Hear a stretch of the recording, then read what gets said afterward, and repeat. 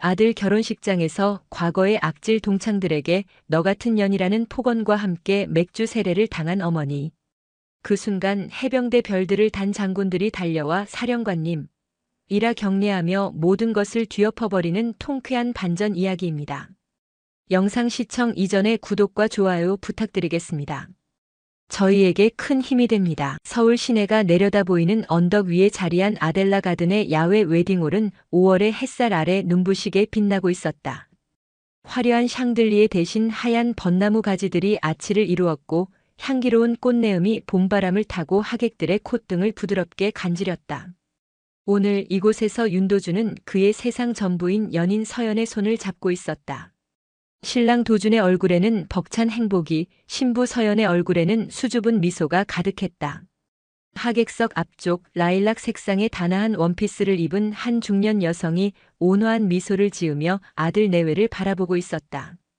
그녀의 자세는 꼿꼿했지만 위압적이지 않았고 기품이 있었지만 사치스럽지 않았다.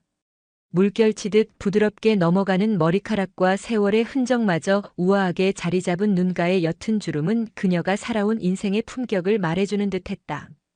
그녀는 도준의 어머니 한지수였다. 도준은 문득 어머니에게 시선이 머물렀다. 어릴 적부터 어머니는 늘 고요한 바다 같은 분이었다. 감정의 동요를 잘 드러내지 않았고 시끄럽게 칭찬하거나 야단치는 법이 없었다. 그저 묵묵히 아들의 선택을 지켜보고 넘어져도 스스로 일어날 때까지 기다려주었다. 때로는 그 침묵이 거리감으로 느껴져 서운했던 적도 있었다. 왜 우리 엄마는 다른 엄마들처럼 살갑게 안아주거나 큰 소리로 응원해주지 않을까? 하지만 도준은 이제 알았다. 어머니의 사랑은 요란한 파도가 아니라 모든 것을 품고 지탱해주는 깊고 고요한 바다 그 자체라는 것을. 어머님, 오늘 정말 고우세요. 신부 서연이 다가와 지수의 손을 살며시 잡았다. 지수는 따뜻한 눈길로 며느리를 보며 미소 지었다. 내가 더 곱구나. 우리 도준이 속 깊은 아이니 앞으로 서로 잘 의지하며 살아가렴. 그녀의 목소리는 나직하고 부드러웠다. 그 목소리에는 어떤 상황에서도 평정심을 잃지 않는 단단한 힘이 실려 있었다. 사회를 맡은 도준의 오랜 친구 박진태가 다가와 깍듯이 인사했다. 여사님, 오늘 경사에 와주셔서 감사합니다. 도준이가 아주 든든하겠습니다. 진태는 도준을 통해 알게 된 지수를 유난히 어려워하면서도 깊이 존경하는 눈치였다. 지수는 그저 눈인사로 화답했다. 예식이 순조롭게 진행되고 하객들의 축복이 이어지던 평화로운 순간, 웨딩홀 입구에서부터 불협화음이 들려왔다. 번쩍이는 명품 시계와 요란한 벨트를 찬 중년 남성 3명이 주변을 두리번거리며 들어섰다. 그들은 마치 시장을 평가하는 상인처럼 노골적인 눈빛으로 식장을 훑었다. 여기가 맞아? 무슨 속굽 장난하는 것도 아니고. 야외 결혼식이 웬 말이냐? 가운데 선 남자는 MS건설 부사장 오만석이었다. 학창시절 그는 자신의 권력과 돈을 이용해 약한 아이들을 장난감처럼 취급했다. 그리고 그의 기억 속에 한지수는 가장 만만하고 재미없는 그림자 같은 아이였다. 조용하고 말이 없고 존재감도 없던 아이. 그들은 동창회 단체 메시지로 한지수의 아들이 결혼한다는 소식을 접했다. 한지수라는 이름은 그들에게 심심풀이 땅콩 같은 존재였다. 얼마나 초라하게 살고 있을지 직접 눈으로 확인하고 조롱하고 싶은 비뚤어진 심리가 그들을 이곳까지 이끌었다. 저기 저 여자. 한지수 아니야? 오만석의 손가락이 정확히 지수를 향했다. 그는 짐짓 반가운 척 과장된 몸짓으로 지수에게 다가갔다.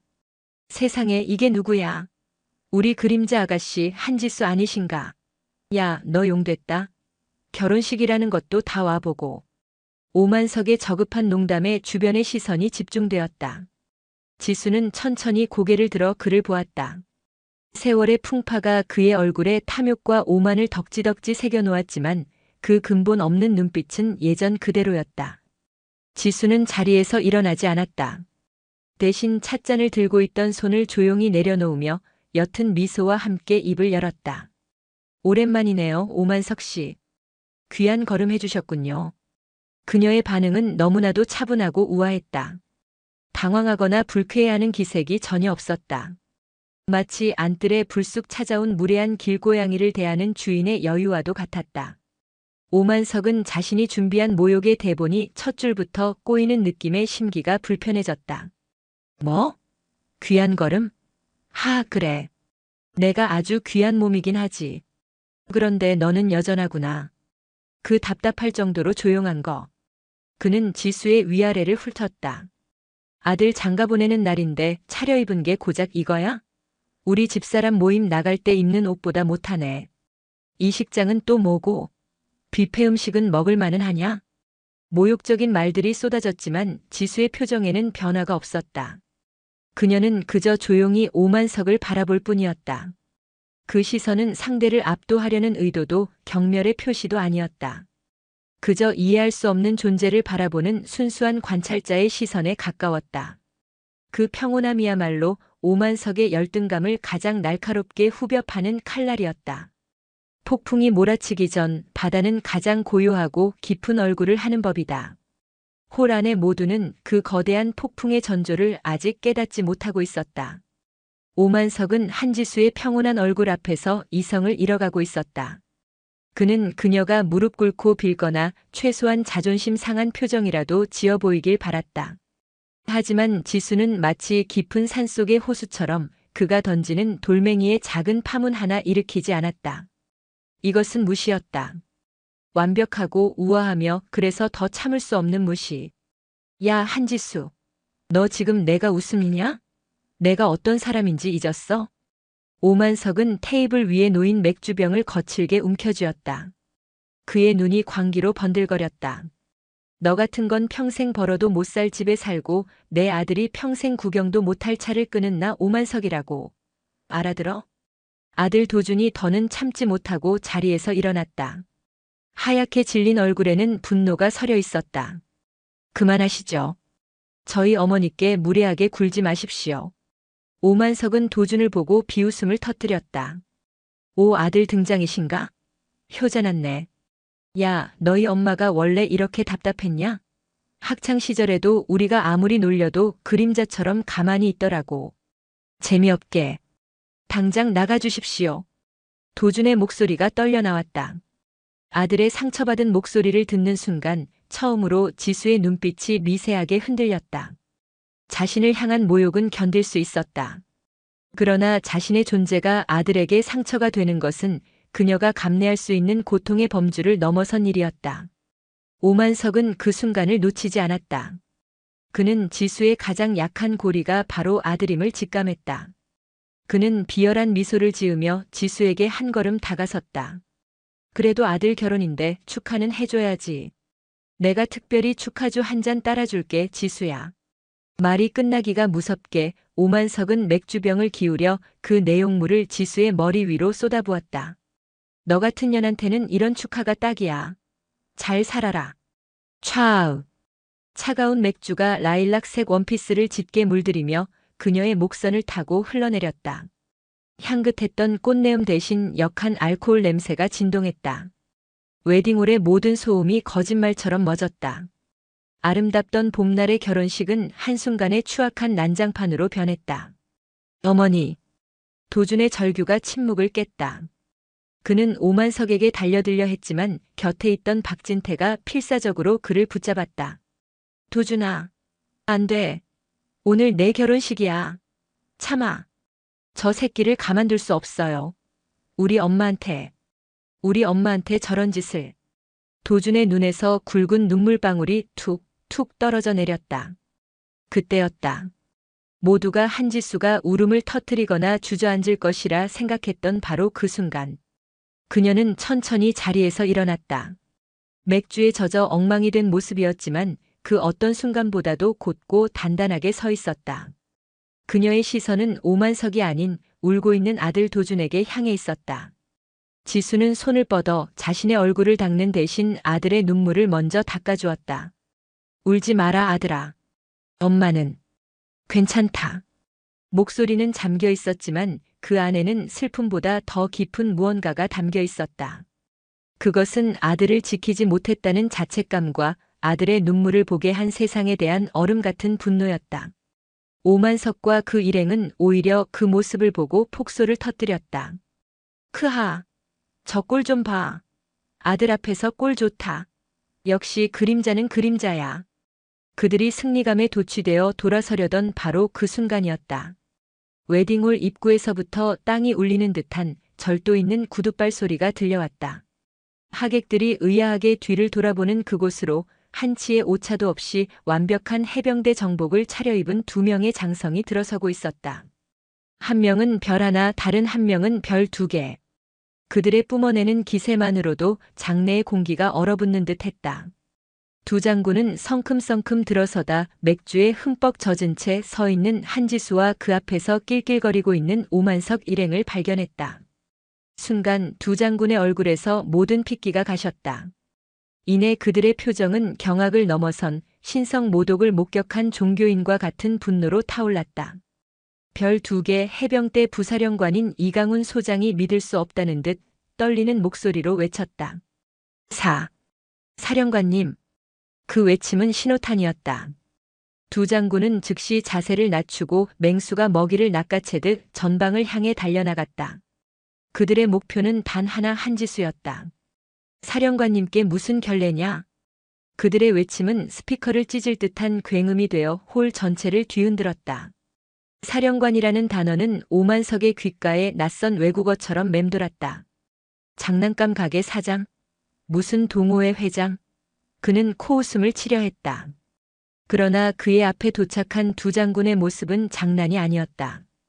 별 둘을 탄 이강훈 소장은 한지수의 앞에 서자마자 불타는 눈으로 오만석을 노려보았다. 그 눈빛은 단순한 분노가 아니었다. 자신의 신념, 자신의 세계, 자신의 모든 것을 지탱하는 존재가 더럽혀진 것을 목격한 자의 처절한 분노였다. 감히 내 놈 따위가. 별 하나를 단 김철진 준장은 즉시 자신의 정복 상의를 벗어 한지수의 젖은 어깨를 조심스럽게 감쌌다. 군인에게 정복은 목숨과도 같은 명예. 그것을 조금의 망설임도 없이 벗어 바치는 모습은 그 자체로 최고의 존경과 충성의 표현이었다. 그리고 그들은 마치 오랜 시간 함께 합을 맞춘 것처럼 한지수를 향해 돌아섰다. 이강훈 소장의 목소리가 홀 안의 모든 공기를 가르며 명령했다. 사령관님께 대하여 경례. 피르승. 두 명의 해병대 장성이 한치의 오차도 없는 거수 경례를 올렸다.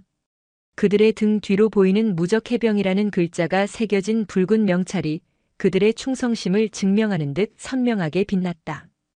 홀 안의 모든 것이 정지했다. 아들 도주는 눈앞의 광경을 이해할 수 없었다. 늘 조용하고 우아하고 때로는 연약해 보이기까지 했던 어머니. 자신의 앞에서 눈물 흘리는 아들을 먼저 닦아주던 다정한 어머니가 저 무시무시한 해병대 장군들에게 사령관이라 불리며 최고의 경례를 받고 있었다. 오만석은 다리에 힘이 풀려 휘청거렸다. 무슨 소리야? 사령관이라니. 이 여자는 그냥 한지수야. 아무것도 아닌. 그때 도준을 붙잡고 있던 박진태가 앞으로 나섰다. 그는 더 이상 점잖은 사회자가 아니었다. 그의 눈빛은 날카롭게 빛났고 목소리는 강철처럼 단단했다. 그는 오만석의 어깨를 잡아 돌려 세우고 모든 이가 들을 수 있도록 얼음처럼 차가운 목소리로 선언했다. 내 놈들이 그림자라 부르며 무시하고 그 아들의 결혼식장에서 맥주를 퍼부으며 능욕한 이분의 이름이 무엇인지 똑똑히 가르쳐주지. 박진태는 잠시 숨을 골랐다. 그의 시선이 홀 안의 모든 사람들을 특히 아들 도준을 향했다. 이분은 대한민국 여군 최초의 대장 진급자이자 창군 이래 최초의 여성 해병대사령관. 10만 해병대를 총지휘하는 제35대 해병대사령관 한지수 대장이시다. 정적.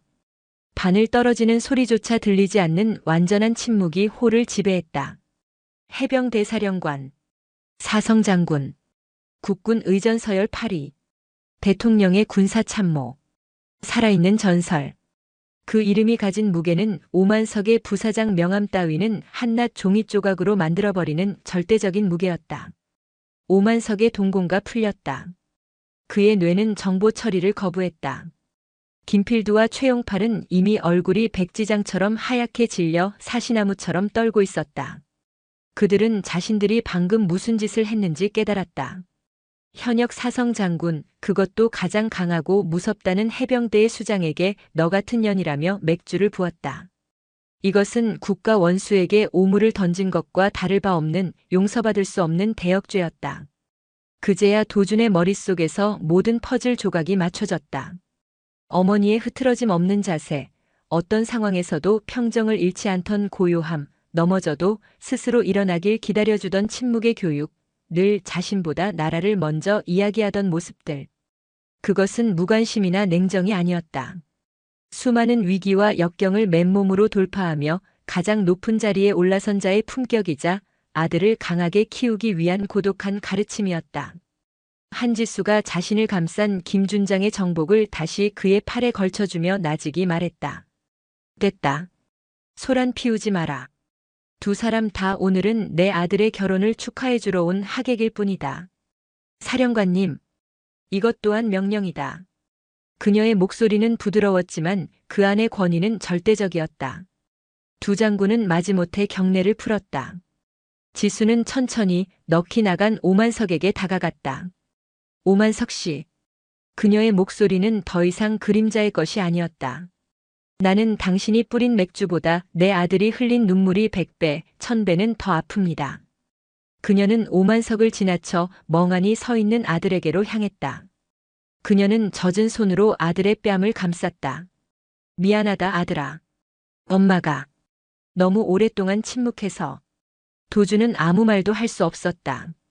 그는 그저 어머니의 눈을 처음으로 마주한 그 깊고 슬픈 바다와 같은 눈을 바라보며 소리 없이 눈물을 흘렸다.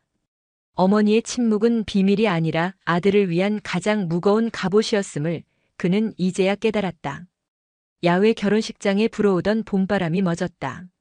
대신 그 자리를 한 위대한 군인의 침묵이, 그리고 그 침묵을 비로소 이해하게 된 아들의 눈물이 조용히 채우고 있었다. 에메랄드빛 바다가 하늘과 맞닿은 몰디브의 한 리조트. 눈처럼 하얀 모래사장과 야자수 그늘 아래 윤도준은 멍하니 수평선을 바라보고 있었다. 세상에서 가장 아름다운 풍경 속에 와 있었지만 그의 눈에는 아무것도 들어오지 않았다. 그의 머릿속은 온통 결혼식 날의 충격적인 장면으로 가득 차 있었다. 맥주에 젖어 엉망이 된 어머니의 라일락 색 원피스. 절규하던 자신의 목소리. 그리고 모든 것을 얼어붙게 만들었던 두 장성의 경례. 제35대 해병대사령관 한지수 대장. 그 이름은 일주일이 지난 지금도 비현실적인 메아리처럼 뇌리를 맴돌았다. 아내 서연이 그의 어깨에 조용히 머리를 기댔다. 아직도 어머님 생각해요? 도준은 작게 고개를 끄덕였다. 혼란스러워. 내가 지금까지 알던 엄마는 누구였을까? 그리고 내가 몰랐던 엄마는 또 어떤 사람이었을까? 수십 년을 함께 살았는데 난 엄마에 대해 아무것도 몰랐던 것 같아. 그의 목소리에는 깊은 죄책감이 묻어 있었다. 그는 어린 시절의 기억들을 퍼즐처럼 다시 맞춰보기 시작했다. 초등학생 때 자전거를 배우다 넘어져 무릎이 피투성이가 된 날이 있었다. 다른 엄마들처럼 달려와 약을 발라주길 바랐지만 어머니는 멀찍이 서서 말했다. 도준아, 눈물은 피를 멈추게 못한단다. 스스로 일어나서 흙을 털고 수도가에 가서 상처를 씻어내렴. 그날 그는 어머니가 너무 차갑다고 생각했다. 하지만 지금 생각해보니 그것은 전장에서 부상당한 부하에게 내릴 수 있는 가장 현실적인 지침이었다. 감정에 휩쓸리지 말고 생존을 위해 해야 할 일을 하라. 중학생 때 방이 조금이라도 지저분하면 불호령 대신 말없이 방 전체의 물건을 복도로 꺼내놓던 어머니. 친구들은 너희 엄마는 결벽증이냐고 놀렸지만 지금 생각해보니 그것은 수만 명의 병력과 장비를 한치의 오차 없이 관리해야 하는 지휘관의 철저함이었다. 정리정돈은 단순히 청결의 문제가 아니라 언제든 즉각적으로 상황에 대응하기 위한 준비 태세였던 것이다. 장기 출장이라고만 하고 몇 주씩 집을 비우던 수많은 날들. 아들은 어머니가 자신에게 무심하다고 일에만 빠져 산다고 원망했다. 하지만 그 시간 동안 어머니는 어디에 있었을까? 혹한의 동계 훈련장에서 젊은 해병들과 함께 밤을 새우고 서해 최북단에서 국가의 경계를 지키고 혹은 한 나라의 운명이 걸린 군사회의에서 보이지 않는 전쟁을 치르고 있었을지도 모른다. 도주는 가슴이 미어지는 듯 했다.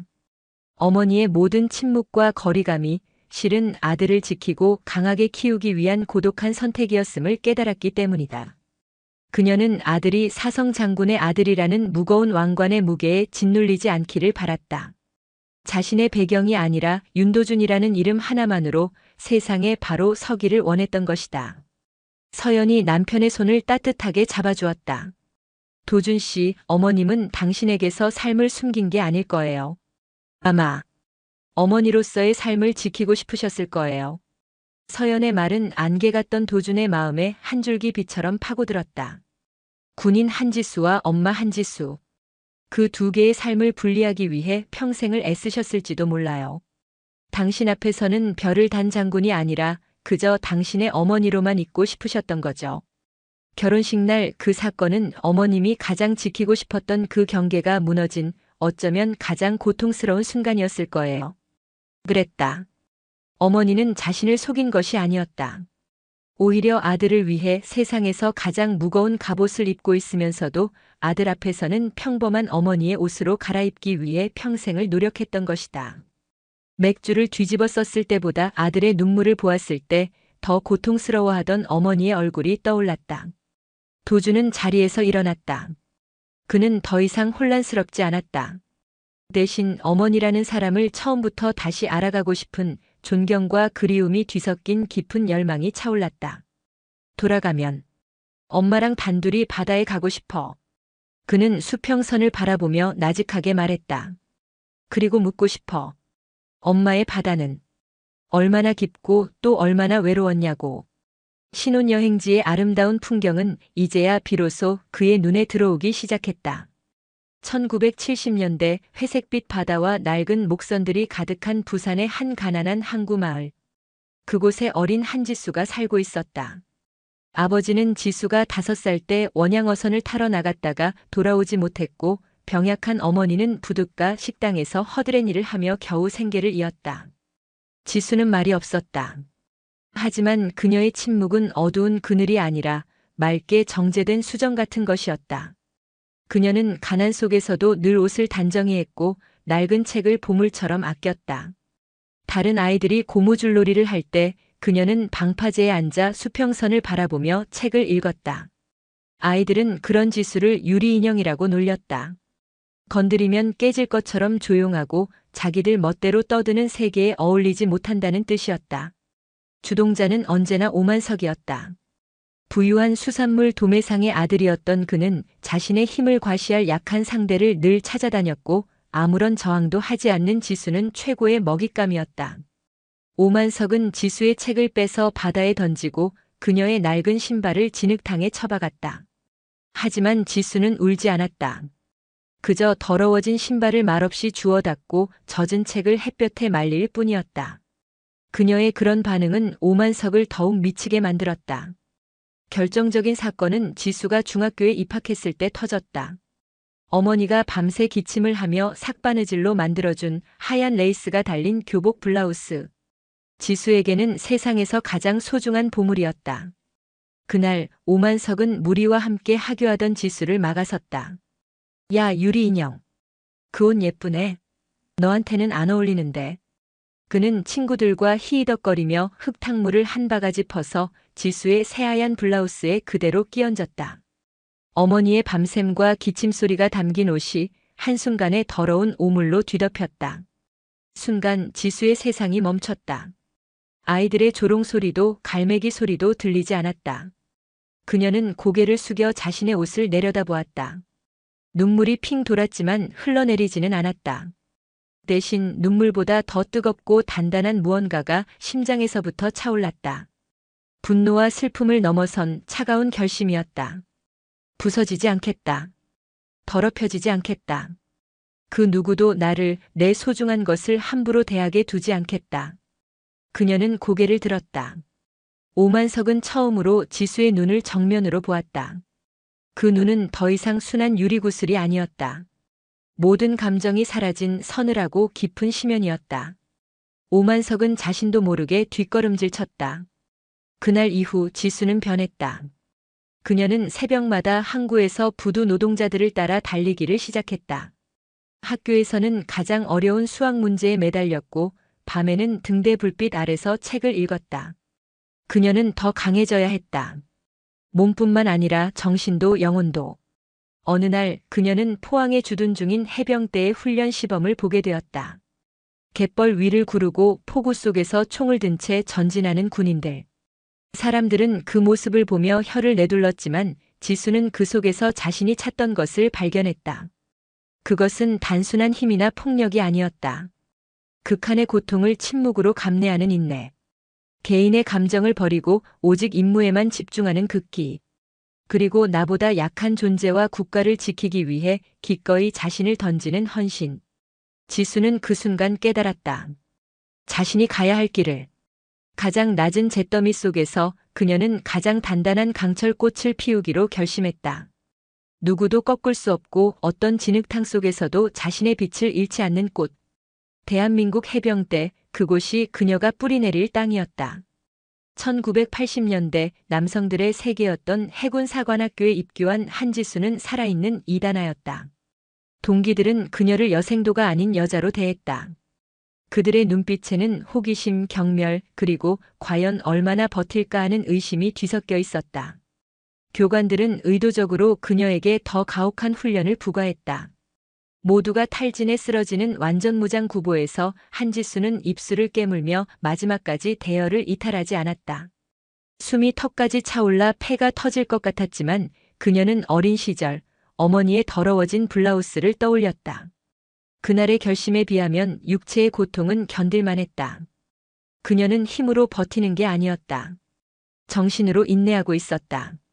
훈련이 끝났을 때 남자 동기들은 바닥에 주저앉아 헐떡였지만 그녀는 홀로 꼿꼿이 서서 흐트러진 군장을 정비했다. 그 침묵의 끈기는 소리치는 교관보다 더 무서운 것이었다. 장교 임관 후 그녀의 시련은 계속되었다. 여자는 지휘관이 될 수 없다는 편견은 군대 전체를 뒤덮은 거대한 유리천장이었다. 그녀가 처음 소대장으로 부임했을 때 부사관들은 노골적으로 그녀를 무시했다. 작전 브리핑에서 일부러 전문 용어를 섞었으며 그녀를 곤란하게 만들기도 했다. 한지수는 화내거나 그들을 질책하지 않았다. 대신 그녀는 모든 작전 계획과 전술 교리를 밤새워 완벽하게 외웠다. 다음 브리핑 때 한 부사관이 또다시 어려운 질문을 던졌다. 그녀는 막힘없이 대답했을 뿐만 아니라 오히려 그 작전의 허점을 3가지나 지적하며 대안까지 제시했다. 김하사, 자네가 간과한 지형적 특성 때문에 매복조의 생존율이 30% 이하로 떨어질 수 있네. 내 계획대로라면 병력 손실 없이 임무 완수가 가능할 거야. 그녀의 목소리는 조용했지만 그 내용은 누구도 반박할 수 없을 만큼 날카롭고 정확했다. 그날 이후 소대원들은 그녀를 교수님이라고 부르기 시작했다. 그녀의 리더십은 소리 없는 강함이었다. 폭우 속 야외 훈련 중 한 병사가 저체온증으로 쓰러졌다. 다른 지휘관 같았으면 의무병을 부르고 소리쳤을 상황. 그녀는 즉시 달려가 자신의 전투조끼를 벗어 병사를 감쌌다. 그리고는 자신의 전투 식량에 포함된 초콜릿을 꺼내 입에 넣어주며 나직하게 말했다. 괜찮다. 내가 옆에 있다. 정신만 차리면 살 수 있어. 그녀는 비를 맞으며 쓰러진 병사의 손을 밤새 잡아주었다. 그 모습에 소대의 모든 병사들은 지휘관을 위해 목숨을 바칠 수 있음을 깨달았다. 그녀는 명령으로 부대를 장악한 게 아니었다. 헌신으로 마음을 얻은 것이다. 그녀의 별명은 심해였다. 속을 알 수 없을 만큼 조용하고 깊지만 그 안에 모든 것을 품고 한번 폭발하면 누구도 막을 수 없는 힘을 가졌다는 의미였다. 그녀는 탁월한 전술 능력과 병사들의 절대적인 신뢰를 바탕으로 남성 중심의 군대에서 누구도 예상치 못한 속도로 진급했다. 대대장, 연대장, 사단장. 그녀가 거쳐가는 자리마다 부대는 최고의 전투력을 자랑했다. 그녀는 유리천장을 망치로 부수지 않았다. 대신 물처럼 조용히 스며들어 바위를 쪼개듯 자신의 실력과 성과만으로 모든 편견을 침묵시켰다. 그리고 마침내 대한민국 해병대 창설 이래 최초의 여성 사성 장군, 해병대사령관의 자리에 올랐다. 그녀의 취임식 날 단상에 오른 그녀는 길게 연설하지 않았다. 나는 오늘 이 별을 제복에 단 것이 아니라 조국의 바다에 띄웁니다. 해병대가 존재하는 한 이 별은 결코 지지 않을 것입니다. 그녀의 고요한 목소리는 그 어떤 함성보다도 더 큰 울림으로 모든 해병의 가슴에 깊이 새겨졌다. 신혼여행에서 돌아온 주말, 도주는 어머니에게 전화를 걸었다. 엄마, 오늘 저녁에 시간 괜찮으세요? 둘이서. 바다 보러 가고 싶어서요. 수화기 넘어 아주 잠시 침묵이 흘렀다. 그것은 당황이나 망설임이 아닌 아들의 변화를 가만히 가늠하는 듯한 깊은 침묵이었다. 이내 나직하고 따뜻한 목소리가 돌아왔다. 그래, 아들아. 그러자꾸나. 내가 가고 싶은 곳이 있다. 어머니가 운전하는 군용 세단은 서울을 벗어나 한적한 서해안의 한 도로를 달렸다. 도착한 곳은 화려한 관광지가 아닌 낡은 등대 하나가 묵묵히 서 있는 작은 포구였다. 붉은 저녁 노을이 바다 위로 부서져 내리고 있었고 갈매기 몇 마리가 하늘을 유영하고 있었다. 차에서 내린 지수는 방파제 끝에 서서 먼 수평선을 바라보았다. 도주는 말없이 어머니의 옆에 섰다. 내가 사관생도 시절 가장 힘들 때마다 몰래 찾아오던 곳이야. 지수가 먼저 입을 열었다. 모두가 나를 여자로만 볼 때 군인이 될 수 없을 거라고 손가락질할 때 여기서 저 등대를 보며 다짐했지. 저 등대처럼 어떤 폭풍우가 몰아쳐도 흔들리지 않고 내 자리를 지키며 묵묵히 빛을 비추는 사람이 되겠다고. 그녀의 시선은 과거의 어느 한 지점에 머물러 있는 듯 했다. 도주는 그 옆모습을 보며 처음으로 어머니의 어깨에 실린 수십 년의 무게를 어렴풋이나마 느낄 수 있었다. 엄마. 도준이 떨리는 목소리로 불렀다. 왜 한 번도 말해주지 않았어요? 엄마가 얼마나 대단한 사람인지, 얼마나 힘들게 살아왔는지. 그랬다면 내가 그렇게 철없이 엄마를 원망하고 서운해하지 않았을 텐데. 지수는 천천히 고개를 돌려 아들을 바라보았다. 그녀의 눈빛은 저녁 노을을 품은 바다처럼 슬프면서도 따뜻했다. 아들아, 너에게 나는 해병 대사령관 한지수가 아니라 그냥 엄마이고 싶었다. 내가 사성 장군의 아들이라는 이름 아래에서 자라길 원치 않았다. 세상의 편견과 특혜 속에서 길을 잃지 않고 오롯이 너 자신의 힘으로, 너의 이름으로 세상에 서기를 바랐다. 그래서 침묵했다. 나의 삶이 너의 삶의 짐이 될까봐, 나의 별이 너의 길을 가릴까봐. 늘 두려웠다. 그것은 한평생을 가장 강한 군인으로 살아온 여인의 세상에서 가장 나약하고 절절한 고백이었다. 그녀는 적의 총포보다 아들의 어깨를 짓누를지 모르는 자신의 계급장이 더 무서웠던 것이다. 결혼식 날, 오만석 씨가 나에게 맥주를 부었을 때 솔직히 아무렇지도 않았다. 내군 생활 동안 그보다 더한 모욕과 멸시는 수없이 겪었으니까. 하지만 내가 우는 것을 본 순간 내 세상이 무너지는 것 같았다. 지수의 목소리가 가늘게 떨려왔다. 결국 내 과거가, 내 침묵이 너에게 상처를 주었구나. 너를 지키기 위한 내 최선의 방법이 도리어 너를 가장 아프게 했구나. 미안하다, 아들아. 정말 미안하다. 결국 지수의 눈에서 눈물 한 방울이 흘러내려 거친 방파제 위로 떨어졌다. 그것은 그녀가 아들 앞에서 처음으로 보인 눈물이었다. 도주는 더 이상 참지 못하고 어머니를 끌어안았다. 생각보다 가늘고 여린 어깨였다. 이 작은 어깨로 어떻게 그 거대한 파도들을 다 막아냈을까? 아니에요, 엄마. 내가 미안해요. 엄마의 깊은 바다를, 그 고요한 사랑을 너무 늦게 알아서 미안해요. 도주는 아이처럼 흐느꼈다. 수십 년간 쌓여있던 오해와 원망의 벽이 서해의 붉은 노을 속에서 소금처럼 녹아내리고 있었다. 모자는 한참 동안 서로를 부둥켜 안고 말없이 바다를 바라보았다. 바다는 모든 것을 알고 있다는 듯 그들의 아픔을, 그리고 새로운 시작을 고요히 품어주고 있었다. 그날 도주는 비로소 깨달았다. 세상에서 가장 깊고 넓은 바다는 바로 자신의 어머니 한지수라는 이름의 바다라는 것을. 결혼식 사건 이후 오만석의 삶은 그가 상상조차 하지 못했던 방향으로 곤두박질치기 시작했다. 한지수는 그에게 어떠한 직접적인 보복도 하지 않았다. 그럴 필요가 없었다. 대한민국에서 현역 사성 장군, 특히 해병 대사령관의 심기를 건드렸다는 사실 하나만으로도 그의 세상은 스스로 무너져 내렸다. 사건의 전말은 박진태와 그날 참석했던 해병대 장교들의 입을 통해 순식간에 퍼져나갔다.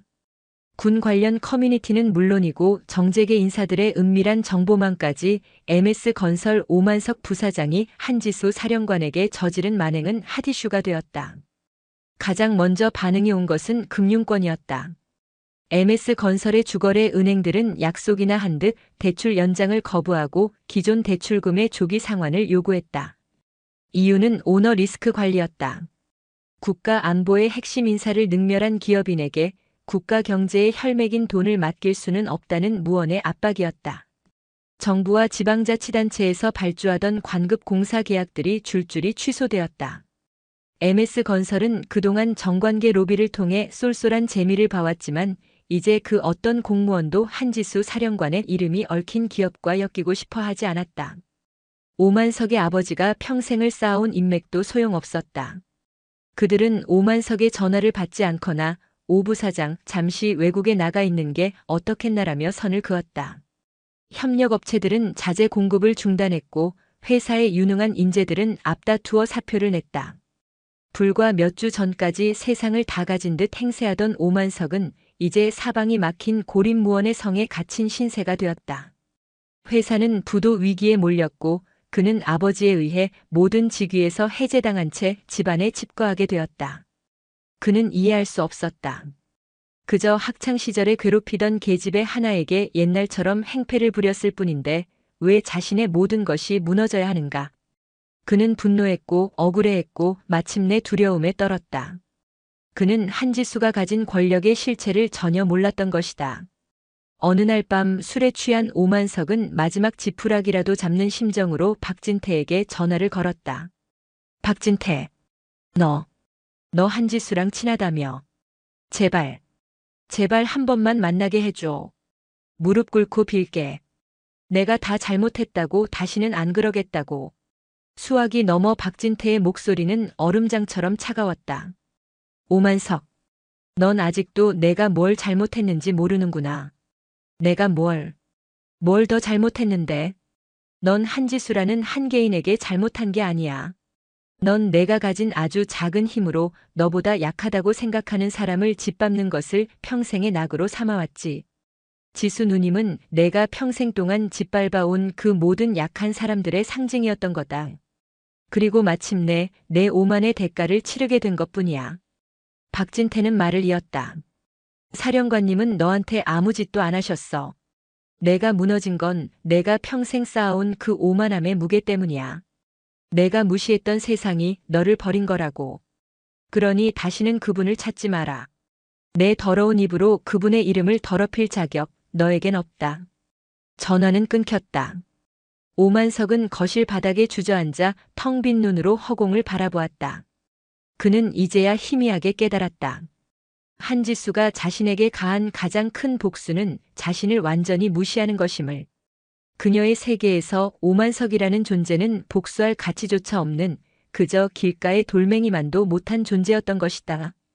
그것은 그의 오만하고 비대했던 자아를 산산조각 내는 가장 완벽하고 잔인한 형벌이었다. 몇 달 후 도주는 아내 서연과 함께 경기도 화성에 위치한 해병 대사령부를 찾았다. 어머니의 초청이 있었다. 가족 초청 행사라는 공식적인 명분이 있었지만 도주는 그것이 자신을 위한 어머니의 특별한 배려임을 알 수 있었다. 사령부의 위병소를 통과하는 순간부터 도주는 전혀 다른 세계에 들어온 듯한 기분을 느꼈다. 칼날처럼 각 잡힌 건물들, 누구나 해병이 될 수 있다면 나는 결코 해병대를 선택하지 않았을 것이다라는 붉은 글씨, 그리고 마주치는 모든 장병의 눈에서 뿜어져 나오는 강렬한 자부심. 이곳이 바로 어머니가 평생을 바쳐 지키고 가꾸어온 그녀의 세계였다. 행사장에 들어서자 수많은 장병과 그 가족들이 모여 있었다. 그리고 단상 중앙 한치의 흐트러짐도 없는 순백의 해병대 정복을 입은 어머니 한지수 대장이 서 있었다. 평소에 우아하고 부드러운 모습은 온데간데 없었다. 10만 해병대의 심장과 머리가 되어 조국의 바다를 책임지는 강철의 지휘관. 그녀의 눈빛은 깊고 엄숙했으며 목소리는 낮았지만 장내의 모든 소음을 압도하는 힘이 있었다. 친애하는 해병대 가족 여러분. 여러분의 아들이, 남편이, 아버지가 이곳에 있는 이유는 단 하나입니다. 바로 대한민국 국민의 생명과 재산을 지키기 위함입니다. 그들은 가장 강한 훈련을 받지만 그 힘은 결코 약자를 향하지 않습니다. 오직 조국을 위협하는 적에게만 향할 뿐입니다. 여러분은 세상에서 가장 강하고 명예로운 군인의 가족이라는 자부심을 가지셔도 좋습니다. 연설을 듣는 동안 도주는 자신도 모르게 주먹을 꽉 쥐고 있었다. 가슴 속에서 뜨거운 무언가가 끓어올랐다. 부끄러움, 죄송함, 그리고 그 모든 것을 뛰어넘는 거대한 자부심이었다. 행사가 끝나고 도주는 집무실에서 어머니와 마주 앉았다. 창밖으로 연병장에서 훈련하는 해병들의 함성이 들려왔다. 엄마, 오늘 정말 멋있었어요. 도준이 어렵게 입을 열었다. 이제야 알겠어요. 엄마가 왜 그렇게 사실 수밖에 없었는지. 이 모든 것을 책임지기 위해서 얼마나 많은 것을 홀로 감당하셔야 했는지.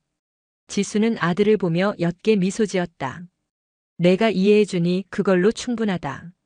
도주는 자리에서 일어났다. 그리고 잠시 망설이다가 어설프지만 진심을 담아 어머니를 향해 거수 경례를 붙였다. 군인이 아닌 민간인이 하는 격식에 맞지 않는 경례였다.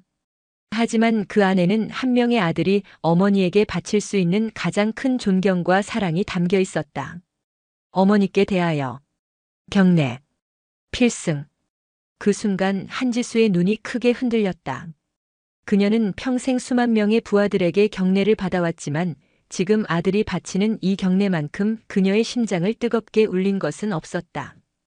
그녀는 조용히 자리에서 일어나 아들의 경례를 받으며 가장 따뜻하고 부드러운 목소리로 답했다.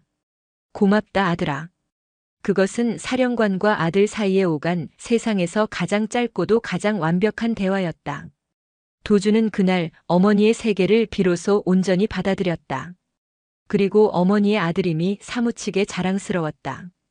세월이 흘러 도준과 서연 사이에서 예쁜 딸 해나가 태어났다.